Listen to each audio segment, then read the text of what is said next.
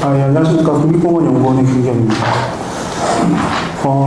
네, 제가 첫 번째 순서에서 조금 긴장이 좀 되는데, 제가 사실 이 울타리 관련돼서 처음에 발생했을 때 저희 ASF 질병이 2019년에 처음 발생했을 때 환경부에서 같이 이제 현장 전문가에서 참여를 했었습니다. 그래서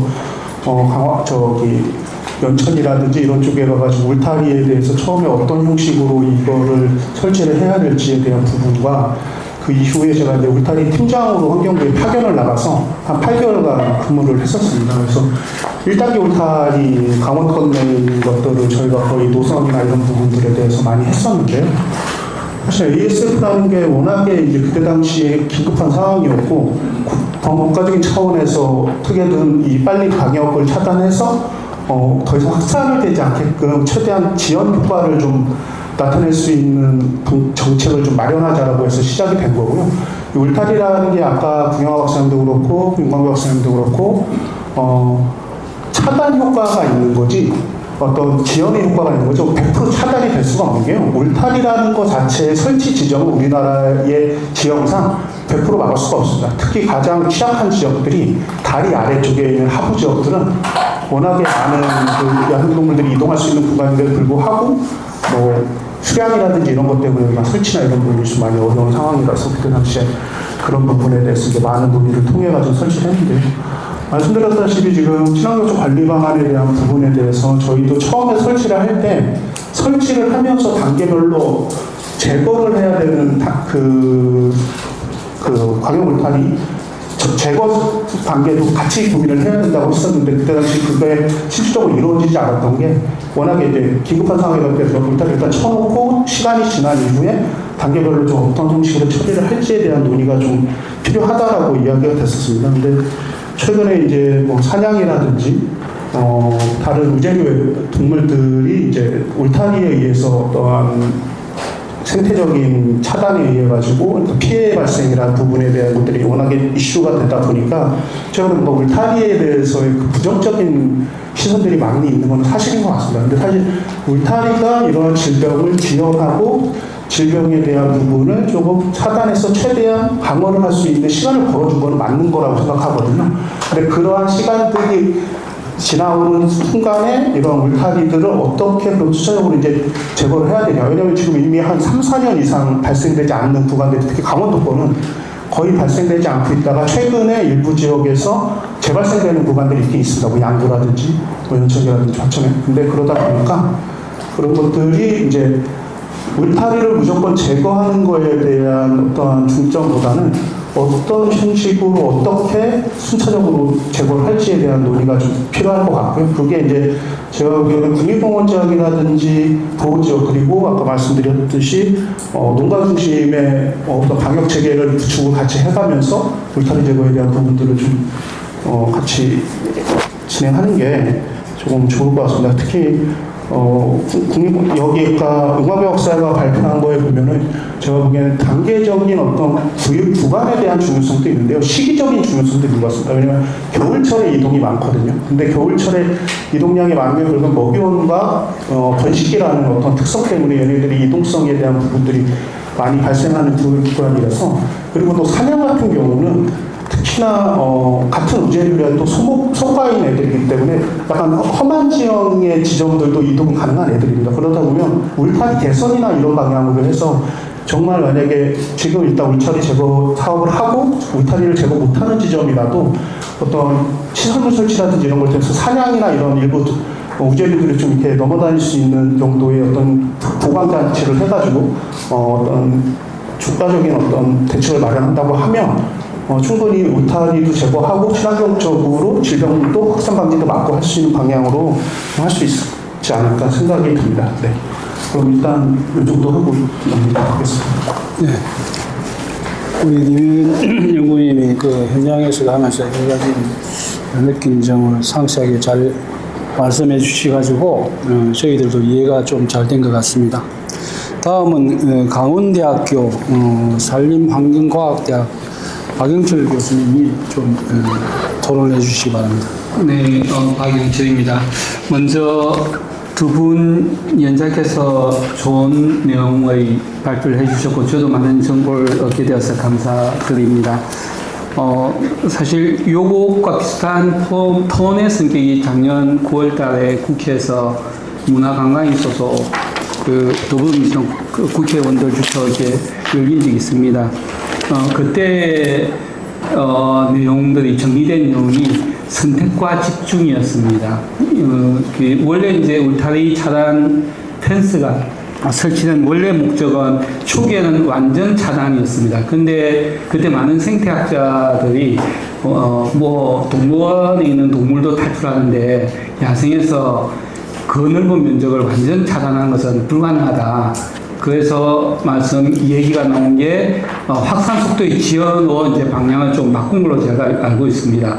그래서 확산 속도의 지연을 어느 단계까지 할 것이냐 이렇게 얘기가 나왔을 때 농식품부에서 8대 방역 시설 구축이라는 그 논의가 이제 진행이 되었고 그게 아마 제가 알고 있기로 2022년 정도까지 8대 방역 시설이 구축이 된 걸로 알고 있습니다. 그래서 이제 작년 9월 달에 그때 그 농식품부 방역과장님께서 거의 전국적으로 대부분 다 구축이 됐다고 말씀을 하셨던 것 같고 만약에 펜스 설치, 펜스 해제 관련된 논의가 올라오면 중수본에서도 좀 적극적으로 고려해보겠다 이런 말씀을 해주셨습니다. 그리고 이제 또 그 당시에 또 환경부에서도 또 적극적으로 이제 펜스에 관련된 관리와 또는 철거에 관련된 논의가 있었고 그 결과 이제 요번에 아까 3m인가요? 그게 형성도 됐고 있는 결과가 나온 것 같습니다. 상당히 바람직한 결과가 나온 걸로 생각되고요. 저는 이제 뭐 환경부에 좀 많이 좀 고맙게 느끼는 것은 중국같이 큰 나라가 굉장히 짧은 시간에 다 퍼졌거든요. 근데 우리나라같이 이렇게 작은 나라가 물론 그 사이에 뭐 서함에 의한 전파도 있고 여러 가지 왜곡이 있었지만 거의 5년 정도가 지났는데도 아직 남서부하고 그 용인, 김제, 뭐 전남 그 멧돼지 밀집 지역은 보호가 지금 되고 있습니다. 거기 보면 10만 두 이상 되는 지역들인데요. 그래서 상당히 방역은 잘 됐다. 그게 이제 AS 펜스 때문인지 아니면 다른 요인인지 모르지만 현재로서는 지금까지 잘 견뎌왔다고 생각이 됩니다. 한 가지 이제 아쉬운 점은 멧돼지를 차단하는 확산을 차단하고 ASF 확산을 멧돼지 차단한 이 효과가 실제 농가의 ASF 발생과 어떻게 직접적으로 어떤 정량된 효과가 있는지에 대한 평가가 없어서 과연 이 정도 우리가 돈을 들이고 3,000km 그 펜스를 쳤는데 이게 이제 이 정도 했는데 이게 과연 농가의 ASF 발생 이걸 안 했을 때 만약 이 예산을 농가 중심으로 다 때려 부었을 때 농가 주변에 펜스를 치고 뭐 하고 했을 때 이럴 때 발생하고 산에 이렇게 펜스를 쳤을 때 현재 이거 농가 발생하고 비교했을 때는 어떤 효과가 있었을까 이런 아쉬움이 좀 남습니다. 만약에 지금 제가 이제 좀 말씀드리고자 하는 것은 지금까지는 ASF 펜스를 통해서 멧돼지에서 ASF 확산되는 것을 막았고 그것이 어느 정도는 농가에 영향을 미치던 부분도 있었을 거라고 생각이 되고 농가에도 발생률을 좀 낮췄다고 한다면은 지금 이제 전국적으로 상당히 많이 퍼져 있는 상태이기 때문에 또 이제 발효율도 낮아졌고 그렇기 때문에 산악지역이나 대부분 산림에 있는 펜스는 전면적으로 좀 철거를 하고 지금 현재는 전국 농가가 한 5,000개, 2022년 기준으로 5,063개였거든요. 그래서 5,000개 정도 있으니까 그 중에 이제 저희가 농가 밀집도 분석을 하니까 38개 지역이 굉장히 중요하더라고요. 그 다음에 또 굉장히 발생률이 높을 농가가 강원도에 있는 3개가 있고 전국적으로도 한 20개 정도가 있고 그는 농가 밀집도 분석이라든지 농가 위험도 분석을 해서 그 지역 중심으로 아까 구경화 박사님하고 윤방배 박사님이 연구했던 어느 지역의 펜스를 좀 유지를 하고 또는 강화하고 그 나머지는 전면적으로 철거하자 이런 어떤 논의가 좀 되었으면 합니다. 그래서 이게 펜스 철거와 방역이 같이 가야 되기 때문에 농가 중심의 방역을 일단은 국권이 되어 있는지 먼저 점검을 하고 그 다음에 그 농가 중심에서 벗어난 모든 지역에 대해서는 펜스 철거를 좀 했으면 하고요. 그 다음에 특히 그 용인, 홍성, 뭐 또 전남에 한 대여섯 군데 10만 도 이상 되는 밀집 지역 같은 경우는 야산하고도 또 접촉이 막 가거든요. 그런 지역은 실제 만약 펜스가 없다면 신규 설치해서라도 더 강화해야 되지 않는가. 그런 지역에 대해서는 아까 윤광배 박사님이 그 국립생태원에서 IoT 기반한 관리 기술 접목 있는 것들 한 부에서 하기 힘들다면 본부처 사업이라든지 여러 가지 어떤 부처 협업으로 모델 사업이나 일단 전개를 해보고 그 효과가 있다면은 적극적으로 이제 좀 뭔가 전담 부서를 만들어서 시행을 했으면 하고요. 참고 이제 저희가 그 양양의 멧돼지 행동권 조사를 해보니까 4개체인가 했는데 하여튼 다 죽고 1개체 가지고 이제 좀 결과를 얻었는데 3개월 행동권이 아마 7km 정도 되는 것 같아요. 7평방킬로미터 된 것 같아요. 그러니까 이제 3개월, 여름철입니다. 근데 3개월 행동권 7평방킬로미터 그걸 반점으로 하면은 1.6km 정도가 되거든요. 그러니까 농가가 있다면 중요 농가 선정을 하고 시범지역이라 할 수 있죠. 그렇다면 그 반경에 1.5에서 2km 정도를 이제 무인센서 IoT 그 이제 전기가 돼야 되니까 IoT가 좀 힘들다면은 무인센서 카메라 설치해서 사진이 멧돼지 사진 시키면은 이제 이제 농민에게 전달된다든지 아니면 관리팀에게 전달되는 그런 시설, 그건 돈이 예산이 그렇게 얼마 안 듭니다. 아마 윤 박사님 전문가니까 그쪽에 예산해가지고 뭐 금방 할 수가 있으니까 그런 시설을 한번 해보는 게 어떤가 이런 생각이 듭니다. 그 다음에 이제 또 하나가 저희가 이제 시험을 한 게 있는데요. 다행히 이제 강원도에서 또 삼척시에서 도움을 줘가지고 멧돼지 3개체를 산 고산부 중간 아래쪽에 이제 갖다 놨습니다. 그럴 때 이제 겨울철은 거의 한 3달 정도, 60일 정도 멧돼지가 사체가 유지가 되고 여름철은 2주 정도 유지가 됐습니다. 근데 이제 겨울철 같은 경우에 주로 와서 먹이가 없으니까 먹는 애들이 사악하고 너구리가 많이 와서 먹었어요. 새들동물은 많이 오고 쥐들도 많이 오는데 쥐들 행동권이 그렇게 뭐 100m, 200m 정도밖에 안 되기 때문에 네, 근데 이제 사기나 너구리가 많이 오는데 뭐 담비는 못 찍었습니다. 그렇다면은 아까 그 펜스를 넘는데 우재리는 발톱을 가지고 다니기 때문에 펜스를 못 치거든요. 근데 다른 그 너구리나 오소리 얘들은 발가락이 있습니다. 그래서 펜스 쉽게 넣는데 걔들 같은 경우 통해서 어쨌든 또 간접 전파가 구 박사님이 또 간접 전파율도 있다고 했는데 간접 전파도 될 수가 있습니다. 그래서 팔대 방역 시설 구축할 때 그러한 어떤 너구리 같은 경우도 잡식성이기 때문에 사료도 많이 먹어오지 않습니까? 그러한 부분도 좀 살펴봐야 될 여지가 있지 않느냐. 이게 이제 공군농사님께서 오셨으니까 그 말씀도 좀 드리고요. 그렇게 하겠습니다. 그래서 제가 말씀드린 것은 멧돼지 밀도 감소를 환경부에서 뭐 1개체 평방킬로미터당 1개체 이하를 한다 이렇게 하는데 그건 안 되고요. 백두대간이나 산림 속에 멧돼지가 밀도 관리를 하지 말고요. 물론 뭐 할 수 있지 하지 말고 그 농가 주변 반경 2km 이내는 정말 깔끔하게 밀도 정리를 하고 산소 그냥 놔두고 그렇게 해가지고 같은 예산을 선택과 집중을 하고 해서 하는 게 좋습니다. 그런데 백두대간 안쪽까지만 멧돼지 밀도 관리한다고 들어갔다가는 멧돼지가 뭐 하룻밤에 50분 이상 도망을 치니까 오히려 농가에 역유입될 수도 있거든요. 그래서 전국적으로 이 밀도 관리는 어떻게 될지 몰라도 산림 내에는 개나 엽사들이 들어가지 않고 좀 놔두고 양돈 농가 주면 밀도를 정말 1개체가 아니고 아예 뭐 그냥 정말 아까 IoT 기술 동원해가지고 탐지되는 대로 유해동물 조수단을 출동시켜서 관리를 하신다든지 그런 전략을 취하는 게 어떻겠느냐. 그래서 펜스든 밀도든 선택과 집중을 해야 된다. 이게 지난 9월달 포럼에서 나온 내용이고 이걸로 저희 얘기를 마치고자 합니다. 네. 그래서 우리 구 박사님이 말씀이 본래 저희들이 생각한 것도 발생했을 때 생태학자라 할 가능성은 농가 중심으로 펜스를 치고 관리하고 야생에는 치지 않는 방향을 하자 그런 이야기가 됐는데 하여튼 뭐 차단 효과가 있었다고 평가를 하셨고 특히 이제 앞으로는 그 제가 보기에는 박영철 박사님 말씀하신 그런 방향으로 가는데 그건 저 뒤에 조금 더 논의를 하겠습니다. 네. 다음은 강원연구원 스님 연구원이신 전만식 연구원 말씀해 주시기 바랍니다. 네.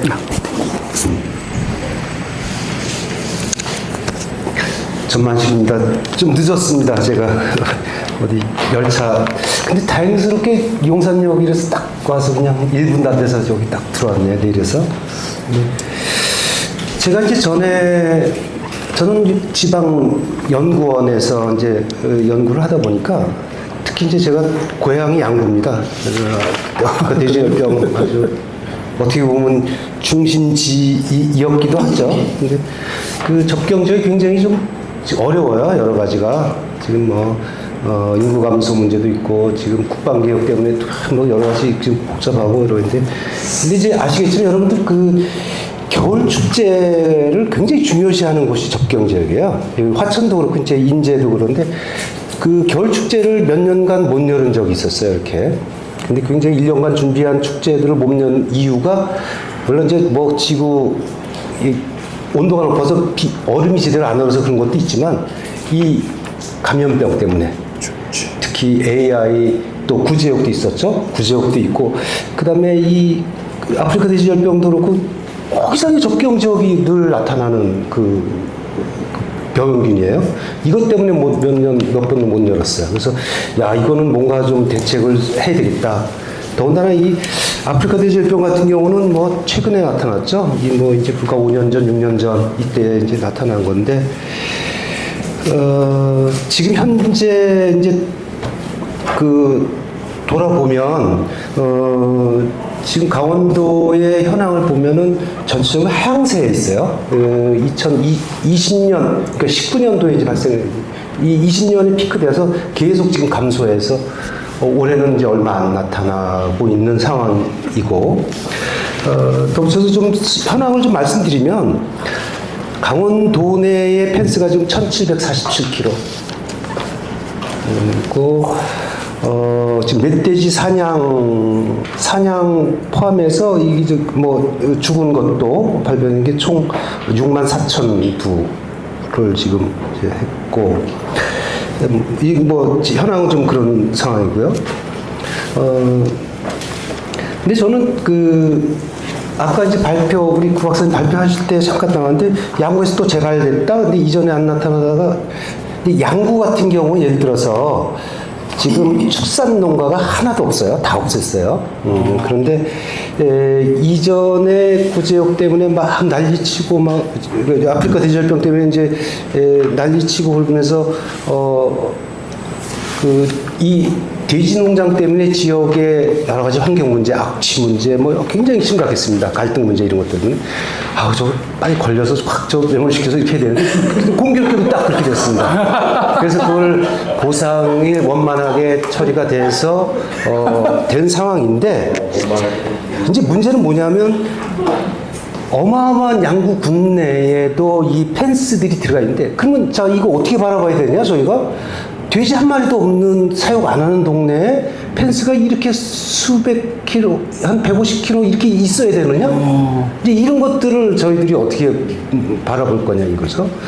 그 다음에 이제 아시겠지만 저희들 북한에서 넘어와서 파주에서 철원으로 와서 이제 우리 접경적으로 확산되고 지금 저도 오늘 처음 느끼는 저 밑에까지 내려가 있어요. 대구가 아니라 안동쯤인가요? 그때까지 내려가 있는데 그럼 우리 접경 지역이 어마어마하게 지금 뭐 사진을 그림에 발표 자료에도 나오지만 그렇게 가지고 있는 펜스는 뭐가 되나? 거꾸로 오히려 이 펜스가 확산을 시키는 역할을 하고 있지 않는가라는 생각을 거꾸로 들어요. 무슨 얘기냐면 이쪽엔 아무것도 없는데 지금 멧돼지 사냥도 많이 했고 굉장히 지금 지역의 농가들 많이 이야기를 들어봐도 현장에서 멧돼지 이제는 거의 없습니다. 이런 얘기를 많이 해요. 확실히 줄어들었다.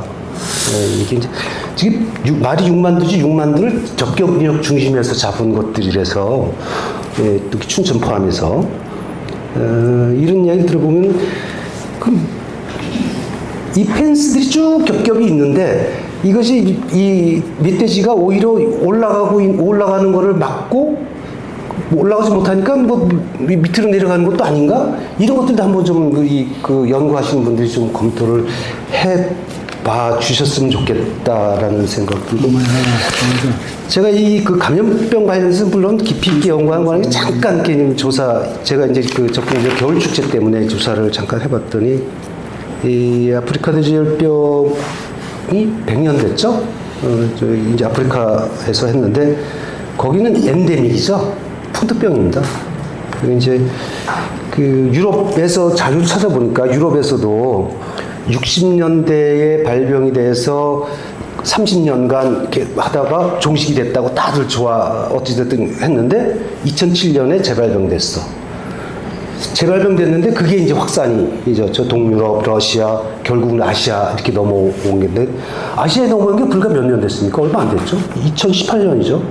중국에 넘어와서 중국에서 이제 우리 이제 여기 넘어온 것인데 저는 여기도 양구 같은 경우도 그것이 확산 개념이 아니라 엔데믹 된 게 아니냐라는 판단이 되는 거죠. 이거는 저희들 너무 좀 그 어떤 그 감염 확산을 막는 것보다는 이제 어떻게 좀 우리가 안에서 적절하게 관리할 수 있는 방안 이것도 좀 고민해야 되지 않겠는가라는 생각입니다. 그래서 앞으로도 그 이제 저기 그 궁금한 게 이걸 환경부에서 우리 환경부 소관에서 이걸 관리를 해야 되나? 축산 양돈단지 관리하는 것을 이제 이런 생각이 좀 들어요. AI도 환경부에서 소관인가요? 저기 조류 인플루엔자. AI요? 아, 가축 감염병 다 환경부 소관이에요? 야생동물은 저희가 하고 가축은 구제역은? 구제역은 국민부에서 하죠. 이게 그럼 아프리카 돼지열병은? 그 야생 멧돼지는 저희가 관리하고 가축은 농민부가. 가축은 아, 그게 또 그렇게 되는구나. 강경의 야생동물 질병관리팀이라고 있어요. 관리원이라고 있어가지고. 근데 이제 멧돼지 같은 경우는 조금 애매한 상태인 거죠. 그럼 그 부처 뭐든지 사실 국가물관리위원회가 오게 돼. 물관리는 환경부가 하네요. 환경부가 아니라 농림부에서 해야 될 일이 어마어마하게 많고 다른 부처도 많은데 이것들이 이제 안 돼. 지금도 아마 이것도 그런 것 같아요. 그래서 이걸 아마 부처 간의 협력이 잘 돼서 되는 것 같다는 생각이 좀 들고 지금 멧돼지만 우리 환경부에서는 멧돼지에 초점을 맞춰서 아마 하신다고 하시니까 저도 이제 확실하게 이제 알아들었는데 이 바이러스 전파를 멧돼지만이 할까 이거 한번 좀 해야 해결 방안이 나오지 않겠는가 그런 거죠. 사체를 새가 쪼아먹고 거기 나가서 뭐 똥을 싸든 어떻게든 이게 쉽게 전파되는 이 병균인지 이걸 어떻게 알겠는가 하는 거죠. 근데 예를 들어서 어떤 확산의 원인은 이건데 전혀 엉뚱한 걸 가지고 우리가 한다고 그래서 오히려 그 생물 이동 이런 것들을 오히려 환경부에서 환경에 대한 생태에 역행하는 그런 정책을 하고 있지 않나 이런 이제 우려 때문에 이런 것들도 충분히 좀 검토를 해주셨으면 좋겠다는 좀 거꾸로 이제 우리 부처에 좀 제안을 좀 해봤습니다. 네, 이 정도로 말씀드리고 나중에 또 생각나는 거 있으면 말씀드리도록 시간 하겠습니다. 잘 맞춰주셨습니다. 자, 그다음은 우리 농림축산식품부 부재방역과에서 오신 홍금용 사무관님께서 정책적으로 지금 어떻게 관리하고 계신지 종합적인 이야기를 좀 해주시면 좋겠습니다. 예, 농식품부의 홍금용 사무관입니다. 19년도에 이제 처음 구매 발생을 했었는데 아마 그때 처음 들어와가지고 굉장히 저희 농가들도 그동안 보지 못한 질병이 들어와서 굉장히 대혼란이 있었습니다.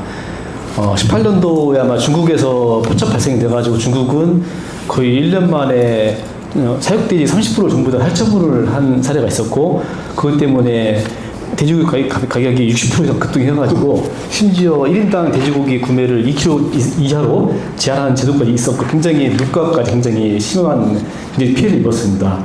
그에 비해 반면에 이제 우리나라는 이제 현재 그 경북에 안동까지 확산이 돼 있고 그 안에 이제 이런 농가들이 이제 하처분을 했지만은 다행히도 중국만큼은 빠른 속도로 확산되지는 않았고 특히 거기에는 이제 사실 뭐 지금 오늘 이슈인 그 울타리라든가 환경부에서 많이 협조를 해주셔서 정말 그 확산되는데 지연을 시키는 아주 적극 행정을 해주셔서 저 감사하다는 말씀을 드리고 싶습니다. 근데 이제 이게 결과가 오늘날 이제 생태계 쪽에 피해를 줘가지고 논란이 되고 있는데, 일단 저희 농림부도 이제 다행인 것은 최근 야생 멧돼지에서 ASF 검출이 19년도, 20년도 2년 전까지만 해도 굉장히 많이 나왔었는데 최근에는 평년 대비 한 10% 이하까지 떨어진 상태이기 때문에 섣불리 판단한다고 하면은 우리도 엔데믹 단계에 들어오지 않았냐라고 지금 이렇게 조심스럽게 전망을 하고 있고, 그에 맞춰가지고 농가에서도 지금 발생이 올해 몇 번 발생했지만은 양주권에서 거의 한 역학에 의해서 나온 거라고 보고 따진다면은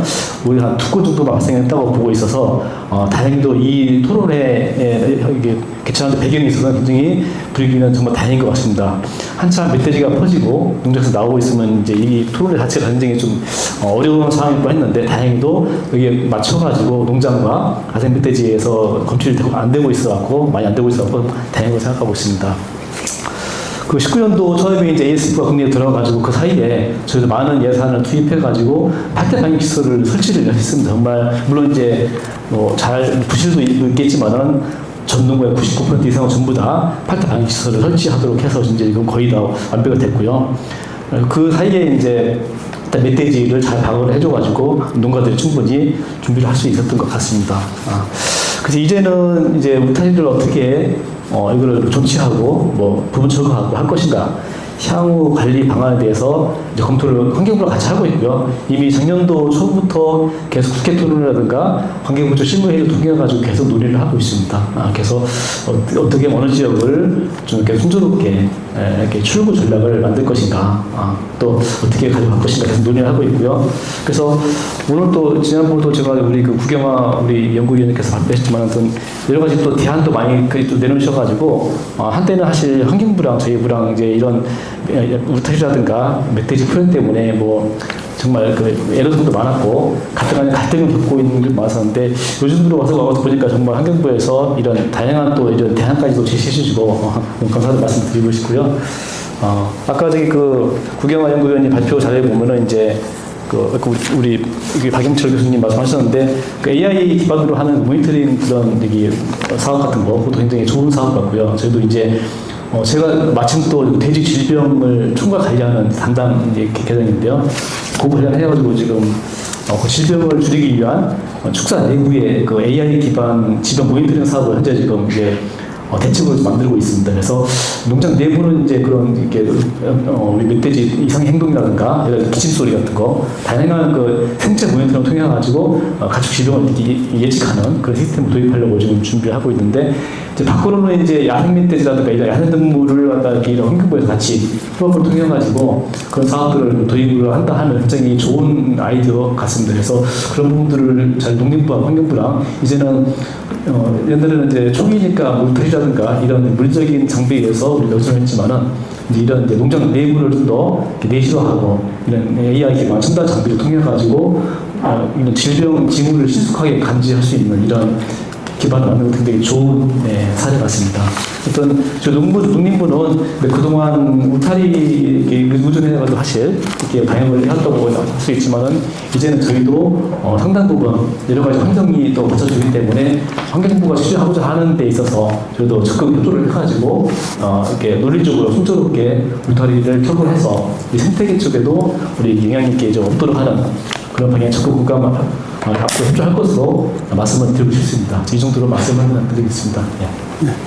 우리 홍사모님께서 말씀하시기를 지금 환경부 협조에 의해서 뭐 이렇게 최근에는 어쨌든 간에 그 발생률도 낮고 하니까 보면 발생률도 낮고 하니까 펜스를 농가 중심으로 해가지고 하고 환경부와 농림축산부 협조를 잘 하겠다 그런 말씀을 하고, 그에 의해서 AI 기반 그래서 질병을 신속 예측하고 예방하겠다 그런 말씀을 하셨기 때문에, 그 다음에는 이제 환경부 자연생태정책과 황희정 환경부 입장을 말씀 좀 해주시죠. 네, 환경부 자연생태정책과 황희정 서기관입니다. 방금 홍금영 사무관님이 말씀하셨다시피 지금 ASF 발생 사항은 상당히 안정적입니다. 그래서 저희가 ASF 차단 울타리 외에도 멧돼지 포획과 폐사체 수액, 그다음에 관리지역 설정 등 다각적인 대책을 추진을 해서 지금 작년 대비 지금 멧돼지 양성률이 10% 이하로 지금 떨어져 있어서 굉장히 안정적이고, 작년에 멧돼지 포획 개체수가 9만 4천 마리, 약 9만 4천 마리였다면 그 중에 양성률이 719마리여서 양성률로 치면 0.76인데 올해 6월 말까지 기준으로 보면 2만 한 5천 두 잡았어요. 2만 5천 두 잡았는데 양성 건은 47건으로 양성 발생률은 0.19니까 굉장히 지금 양성 발생률이 현저하게 줄었거든요. 그래서 방역 상황이 지금 굉장히 안정적이고, 방금 말씀하셨다시피 농림부에서도 저희 이제 울타리 차단 효과와 멧돼지 포획 제거 이런 다각적인 대책 추진으로 확산을 저지했기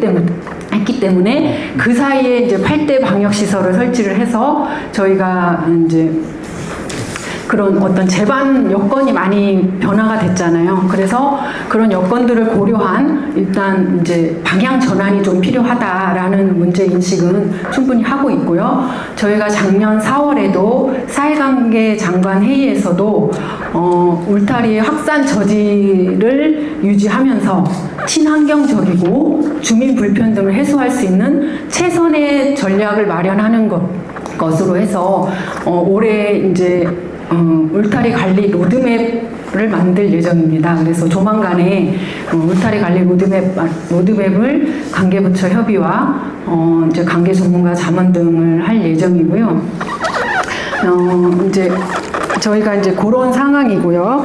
그 다음에 이제 현재까지 울타리는 뭐 효과는 어느 정도 있었다라는 게 구경화 박사님의 어떤 시뮬레이션 결과에서도 보여주고 있고, 그 다음에 다만 이제 사냥의 집단 폐사와 주민 불편 해소, 뭐 경관 저해, 그 다음에 뭐 이런 이게 울타리가 뭐 시야를 저해해서 뭐 안전사고 위험이 있다. 그리고 또 유지관리 비용도 상당히 많이 들어가고 있어서 여러 가지 부작용도 있다라는 문제점은 있습니다. 그래서 저희가 해결해야 될 이 문제도 상당히 있는 실정입니다. 그래서 긍정적 효과 대비 부정적 영향도 있기 때문에 이런 것들을 다 종합적으로 고려해서 저희가 생물 방역과 생물 다양성 보전, 그 다음에 주민 불편을 해소할 수 있는 최선의 균형 있는 전략을 앞으로 만들겠다, 이렇게 말씀드리겠고요.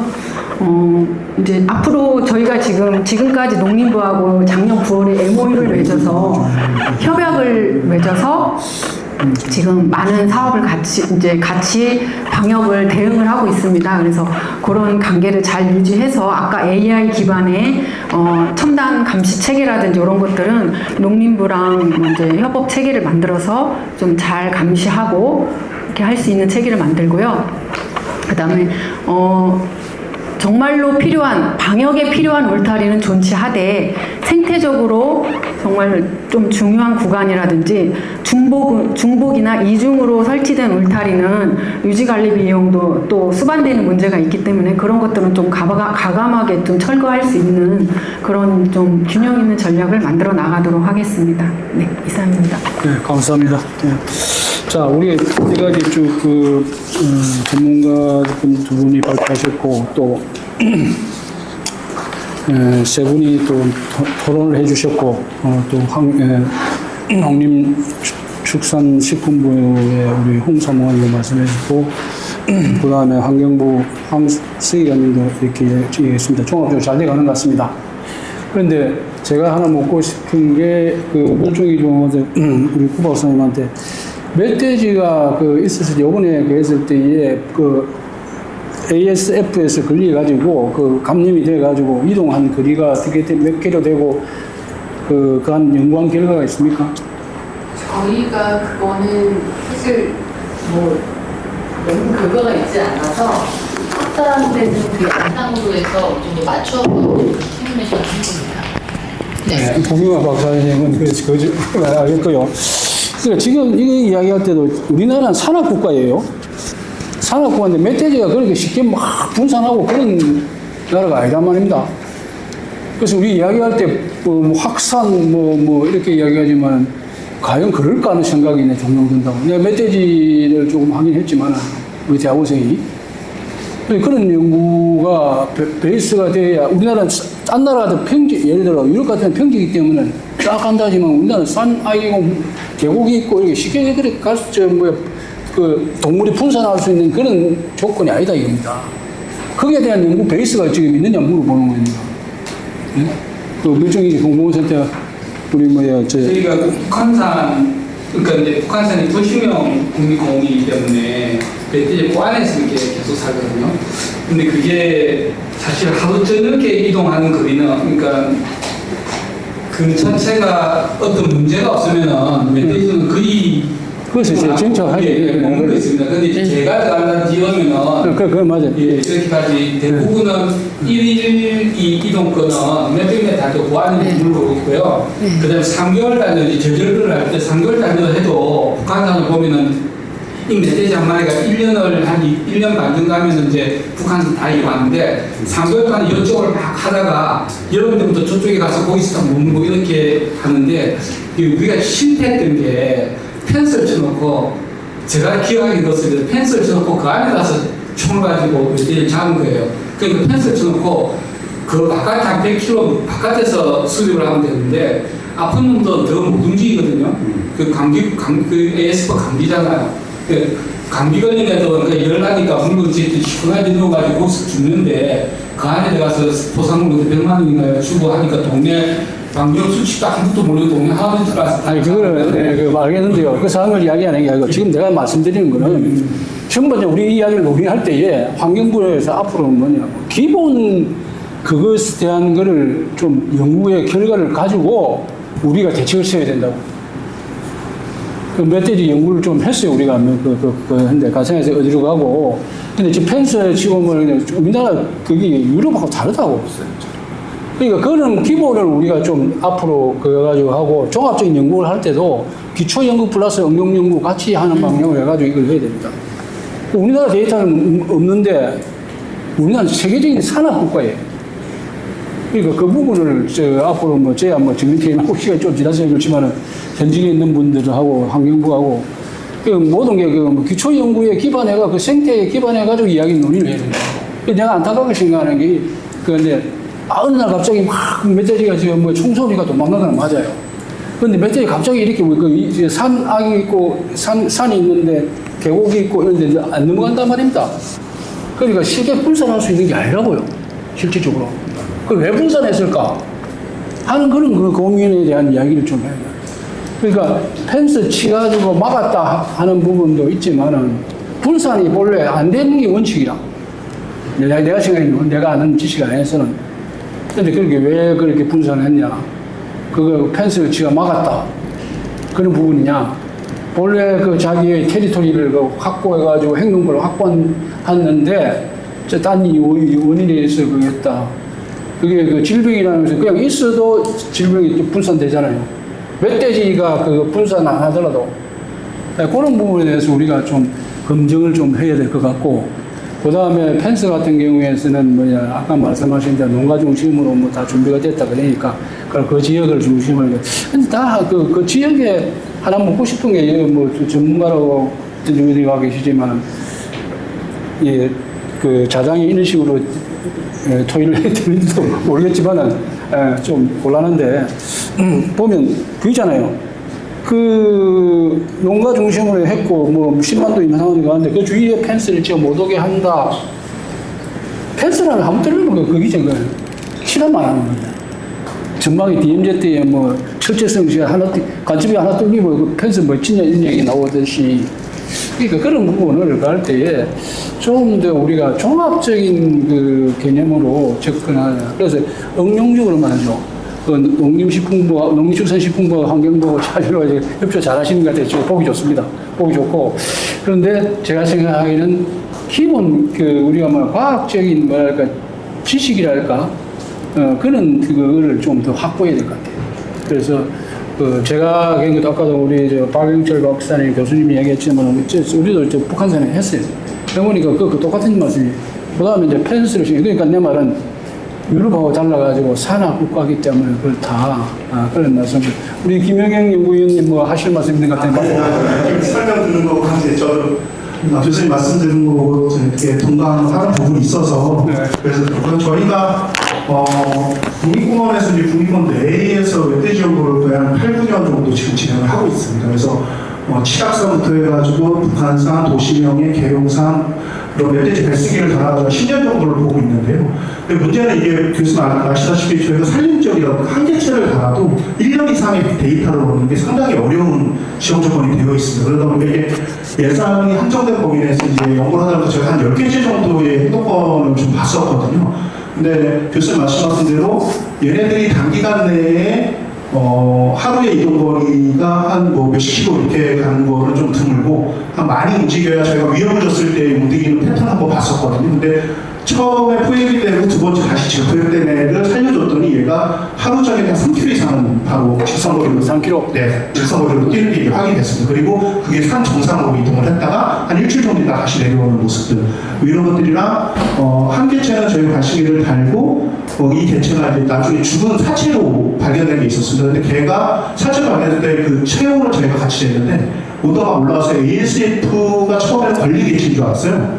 그래서 처음에 발생기 달 때는 개체가 AS 건강했었는데 나중에 저희가 한 지역에서 발생기 실수인이 계속 나오길래 현장을 가봤더니 사체로 발견이 됐고 걔네가 죽기 한 일주일, 2주 전에 온도 변화가 되게 급격히 올라가가지고 처음에는 ASF 걸린 이후에 얘네들의 행동 패턴이 처음 발견된 형태였는데 처음에는 이게 양성으로 나왔다가 나중에 그 언론 보도나 뭐 이런 것들 준비 다 해가지고 딱 하려고 했더니 이게 그 판명 오류가 음성이다. 왜냐면 그게 개체를 이제 이 사람들이 이제 치료를 채취하는 과정에서 아마 좀 헷갈린 상황에서 저희가 발생이나 개체에 대한 판정이 나와요. 그래서 그걸 결국에는 자료만 저희가 가지고 있고 그거를 제가 사실 PI 쪽에다가 행동원 연구 개체 자료를 다 보내드렸었습니다. 그래서 모델링 하실 때 일부 이제 그거를 이제 좀 적용했던 부분이 그래서 교수님 말씀대로 저희도 멧돼지의 기초 생태나 이런 부분들이 지금 많이 안 돼 있는 상태에서 어떠한 전략을 수립하다 보니까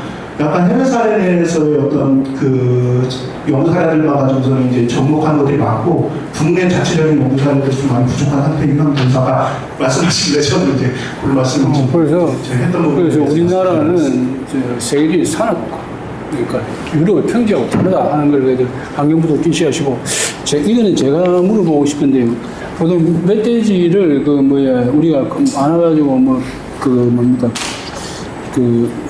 포획을 하잖아요. 멧돼지도 자원이거든요. 그 6만두 모르겠어요. ASF 때문에 6만두 잡았다라는데 그거 다 폐기 처분했죠. 네. 그래서 모르겠는데 질병에 대한 좀 무식한 부분이 있기 때문인데 일본 같은 경우에서는 ASF는 아니지만은 포획해가지고 그거를 축산 그걸 무슨 법으로 해가지고 그걸 위생적으로 처리해가지고 멧돼지, 이노시시 그 고기 판다고 해요. 그래도 6만 두 정도 포획할 것 같으면 그쪽에 봐가지고 그 농림식품부도 그거를 위생을 어떻게 해야 된다는 그때 기준이랄까 그걸 해가지고 하는 곳을 해가지고 그거를 자원으로서 할 필요가 있지 않느냐. 저는 그렇게 생각합니다. 그래서 예를 들어 고라니도 그렇고 일본 같은 경우에 유럽도 마찬가지로 세르브스 니폰 에주엔시스 홋카이도 사슴을 에주사슴이라고 합니다. 거기서 포획된 사슴은 고기를 동경 최고급 호텔에 스테이크용으로 보냅니다. 그러니까 본래 사슴 스테이크가 맛있어요. 그래서 그런 우리가 무조건 야생동물을 멸종위기종은 보호해야 되지만은 개체군이 밀도가 높은 개체군은 포획했을 때에 우리가 음식물이 식품으로서 어떻게 처리할 수 있는 방안을 좀 한번 연구를 해줬으면 좋겠다 하는 걸 제가 제안드립니다. 그래서 그리고 이제 제가 전체적으로 대체적으로 또 하실 말씀 있으신 분은 우리 구 박사님 또 하실 말씀 있으시면. 네. 지금 제가 그래서 마지막에 이런 연구 다 돼야 된다고 제안을 했는데 사실 모형 돌릴 때 지금 말씀하신 것처럼 모여서 들어 살고 웬만하면 잘 안 움직이고 이런 것들을 최대한 반영하느라고 하긴 했어요. 예, 그런데 그럼에도 불구하고 사실 실질적으로 이런 데이터가 있으면 사실 굉장히 편한 거거든요. 모두 외용을 할 때도 그걸 다 다른 연구들을 예측해서 그걸 또 비교해 봐가지고 어저스트 해서 집어넣고 하기 힘들기 때문에. 그리고 말씀하신 것처럼 우리는 자연적인 배리어들이 많잖아요. 그래서 그런 것들 저희가 이제 경사도나 이런 있는 데이터로 해서 이제 어느 정도 배리어를 주긴 했는데 사실 그런 것들이 좀 더 이제 구체적으로 데이터가 있다면. 그리고 제일 중요한 거는 매개체가 일반적으로 지금 되게 다양할 수 있다라는 거를 좀 밝힐 필요는 있다고 생각해요. 대부분 질병생태학에서 매개체가 한 개인 경우는 별로 없거든요. 그래서 일반적으로 어떤 패턴이나 이런 것들을 모형을 하든 뭐 예측할 때 집어넣는 건데, 이제 멧돼지, 지금 ASF 같은 경우 지나치게 멧돼지 하나에 막 몰입을 하다 보니까 사실 그 비용으로 얼마나 일반적으로 패턴이, 그러니까 분산, 확산 패턴이 있고 여러 가지 가능성들을 좀 했을 때 어느 정도로 확산될 건지를 좀 더 정확하게 예측할 수 있는 연구들을 할 수도 있는데 지금 너무 멧돼지에 집중이 되어 있다 보니까 그런 기회들이 놓쳐진 부분도 사실은 있다고 생각을 해요. 그래서 이제 그런 것들이 좀 연구가 돼서 멧돼지를 관리하는 데 있어서도 그렇게 좀 종합적으로 볼 수 있었으면 좋겠고요. 또 하나는 교수님 말씀하신 것처럼 그렇게 많이 잡는데 좀 활용하는 것도 이 생태계 서비스로 하는 것도, 근데 그 멧돼지 고기가 맛있을지는 잘 모르겠는데 맛있었어요. 근데 좀 그런 것도 좀 근데 하여튼 그러니까 그걸 내가 보니까 우리가 한번 생각해 보자는 말입니다. 그 부분을. 근데 그게 아주 전체 일부분이기 때문에 귀찮기도 하지만은 일단 그 한반도, 그러니까 남쪽에는 그 한국에 있어서 생태계에서 생산된 하나의 그 수학이거든요. 그건 뭐 제가 그렇게 말씀드리고, 그 다음에 교수님 그 관련해가지고 그냥 설명하면 그 피더 앤 피더인가 거기 있는 자료하고 좀 모아보니까 2019년 9월부터 작년 8월달까지 멧돼지 전체 멧돼지 죽은 개체수가 한 48만 마리 정도 되더라고요. 그 중에 이제 양성으로 판명된 개체가 4천 마리 정도가 되는 걸로 알고 있습니다. 그러니까 굉장히 이게 사실은 자산 일증이나 여러 가지 있는데 고기가 될 수 있다면 그게 법률이 바뀌어야 되죠. 그런 부분이 있고, 그 다음에 아까 생태 문제가 어떤 문제, 우리 자꾸 산양 폐사만 얘기를 하는데, 저희가, 이거가 이제, 그 과제로 연구가 되는 게 아니고, 모니터링을 국립공원 자연자원소 모니터링하면, 멧돼지는 굉장히 줄어들어 있는 상태인데, 오소리가 굉장히 많이 발견되고 있어요. 그래서 근데 그 겨울철 먹이 자원에 도토리하고 땅을 뒤집는 게, 물론 많은 동물들이 뒤지지만, 오소리하고 멧돼지가 굉장히 땅을 많이 뒤지거든요. 그래서 그 도토리 같은 경우는 많이 먹는데, 오소리가 굉장히 많이 늘어나 있는 상태고. 그 다음에 또, 그 작년 겨울에, 2024년 겨울에 사냥이 1026마리가 죽은 걸로 알고 있는데, 그게 고해눈이 10년 만에 와서 폭설로 죽은 걸로 알고 있잖아요. 물론 그것 때문에 죽은 것은 직접적인 원인인데, 그게 제 개인적인 생각이지만, 2019년 이후에 거의 2년 이상을 이렇게 차단돼 있잖아요. 있었으니까 사냥들이 그 고립되어가지고 굉장히 취약해져 갔던 거죠. 지렛대로. 그러다 보니까 폭설이니까 펜스, 폭설 같이 해가지고 그 중증 효과 때문에 아마 갑자기 많이 죽지 않는 생각이 좀 듭니다. 그래서 우리가 그 생태계 효과 하는데 이런 게 이제 그 현장 연구자들이 직관적으로 이렇게 느끼지만 환경부에서 이제 이런 연구들에 대한 여러 가지 예산 책정이 안 되고 안 되기 때문에 그냥 말로 수밖에 이제 얘기를 못하고 있습니다. 환경부가 돈이 없으면 농림축산부 독립식품 하니까 좀 지원 좀 해주시고. 환경부는 돈이 항상 없다 그래요. 그러니까 농림축산식품부가 돈이 많으니까 좀 떨려가지고 전체적으로 해가지고 좀. 그 다음에 유식에서 저도 이제 공정이나 이런 부분을 굉장히 중요하게 여기고 가능하면은 그냥 그 멧돼지를 채사에 투자가 없다고 하는데 우리나라에 채사에 투자가 있거든요. 사실은 방비를 요중위조에서 해결을 하면은 그때가 되면 멧돼지가 모델에서 제가 이 얘기를 하는 모델에서 멧돼지가 새끼 보통 대략 쭉 보니까 한 7마리, 8마리 정도가 많이 놓는 것도 오는데 많이 놓는 것은 암컷 2마리가 같이 키우면 돼요. 아. 10명 말고. 그래서 8마리 정도 놓는데 그 다음에 되면은 3마리, 4마리 정도 살더라고요. 그러니까 40%인 그래서 그러니까 그 모델을 좀 참고하시면 될 것 같고. 근데 실제 그 성체를 체생 포인트가 성체를 주기보다는 보통 새끼 단계에서 밀도를 많이 저감하거든요. 그래서 단비수가 많이 늘어난다면 사실 이렇게 표본 역할을 대신할 수 있습니다. 그래서 사실은 우리가 자꾸 뭐 표본면 호환이가 도입을 안 되니까 멧돼지가 사람이 개입이 된다 이렇게 얘기 많이 하시는데, 물론 그 시기에는 사람이 간절을 할지 몰라도 단비 서식지나 단비 개수를 빨리 늘리는 쪽으로 방향을 전환하면 어느 정도 멧돼지 저감이 될 것 같고요. 그 다음에 이제 아까 유지 교수 말씀하신 것처럼 저는 이제 그 멧돼지하고 고라니하고 이제 많이 죽잖아요. 이렇게 유해야생 유전을 굉장히 많이 이제 잡는데 그 개체를 그냥 이용을 어차피 이제 죽은 개체들인데 이용을 전혀 못하고 있거든요. 근데 그것을 어떤 식품뭐 가공을 할 수 있으면은 차사의 예측이나 다른 쪽에 또는 뭐 우리나라가 좀 수요가 없다면 외국의 체육계에게 좀 무상 기준도 할 수 있고 여러 가지 어떤 방법이 있으니까 그 법률 개정도 이번 주제는 아니지만 그런 것도 한번 죄송하지만 부탁드리고 싶습니다. 아니 이거 뭐야 한번 생각해 볼 필요가 있습니다. 하여튼 그렇고 시간이 다 돼갔기 때문에 그 뭐 다시 뭐 다 이야기를 하시고 또 뭐 우리 이제 토론하신 분 중에 또 하실 말씀이 있으시고 딱 3분만 우리 전반적인 성의원님한테 하나만 좀 지원 좀 제가 이제 아무튼 접경 지역 관련해서 많이 하다 보니까 요즘 군인들 저기 보초 안 씁니다. 저기 철책에서 이렇게 총 메고 교대 근무하고 이런 거 안 해요. 또 뭘로 하냐면 CCTV로 합니다. 저도 무슨 놀란 것이 CCTV가 굉장히 크더라고요. 성의도 굉장히 좋다고 하네요.